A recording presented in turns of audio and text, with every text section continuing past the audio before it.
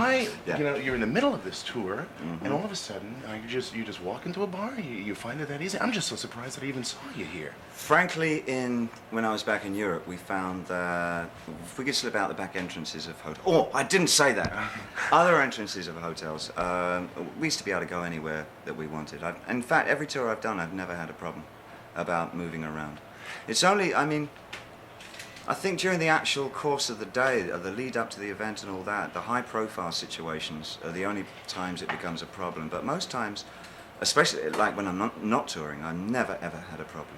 I mean, I'm pretty good at looking pretty anonymous when I need to. I've seen you at press events, and it's like, you know, David here, David here, Yeah. David here. Yeah. Does it get to you at all? Yeah, it does. I mean, it's a zoo. It's hard to cope with, and it's the hardest part about it, for me, always has been, is answering the same question 20 times. Yeah, because even though you're stating a truth, and the first time that you start, by the third or fourth time, you're starting to wonder if what you're saying is true. Well, it is, but you can't change it. So what I used to do is just to change the answers, just to make it more interesting for myself. And unfortunately, which gets you in trouble in later interviews. Yeah, exactly. So now I just grit my teeth and just say the same answer, even if I'm not feeling the same enthusiasm for it as I felt when I started doing the day. You know. I don't know if fear is the right word. By the way, do you want anything else to drink? You want more orange juice? I'm fine with this orange, yeah. I don't know if fear is the right word, but you've always seemed to have this fear of being mediocre and always moving on to something else. Let's do something different. Let's do something different. What's left to do different?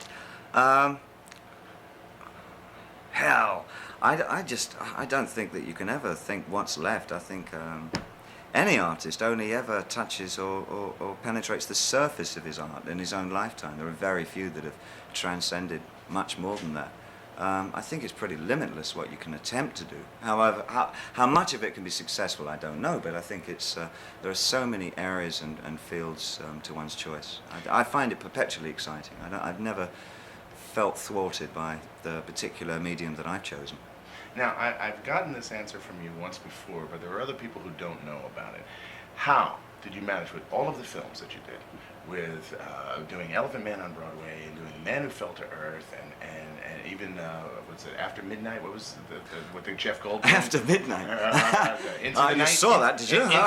No, you put a gun in somebody's mouth better than anybody. You could live in South Philadelphia the way you put guns in people's mouths. I did live in South Philadelphia, John. Damn it. Yeah. Well, you know, there's a kind of De Niro thing in everybody, you know. But how did you get the part in Yellowbeard? Of course, the Academy overlooked that completely. Yeah, they did rather. I was on holiday in Mexico, and the particular village that we'd chosen was very quiet.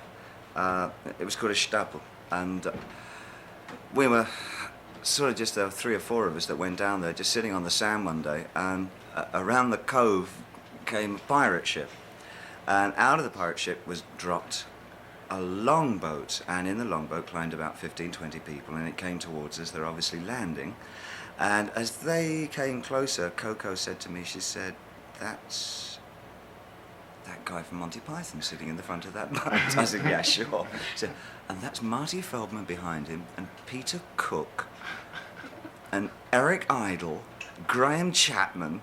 And I couldn't believe there were these pirates coming in, and it was all of the Monty Python team, and they just coincidentally happened to be there at this tiny fishing village in Mexico making this movie.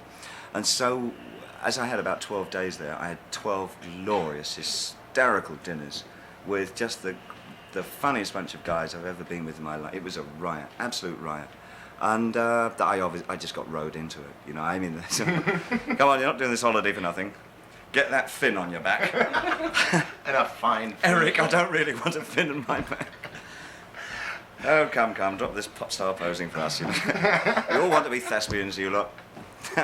With the Glass Spider Tour, this is the first time that you've done anything really of this magnitude. You've done things close with, and every show is, they're all arena shows. Yes. As opposed to, or actually, you know, stadium shows, not really arena shows. That's right. This is the first stadium show I've ever done in America. I've done like a couple of stadiums in America, but nothing on this kind of scale at all. Do you like doing this big event? I've absolutely. Well, I've adored doing Europe. The American situation is very peculiar for me. I really have not yet got a feel of how it's going to be for me in America.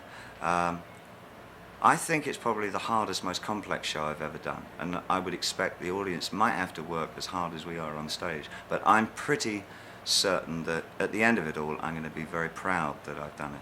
Now, the only other question I have is, can you give me a lift home? Can you drive a glass spider?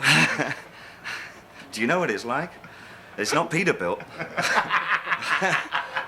It's a whole different thing. You've got 8 legs to worry about. But it makes a hell of an impact coming into town.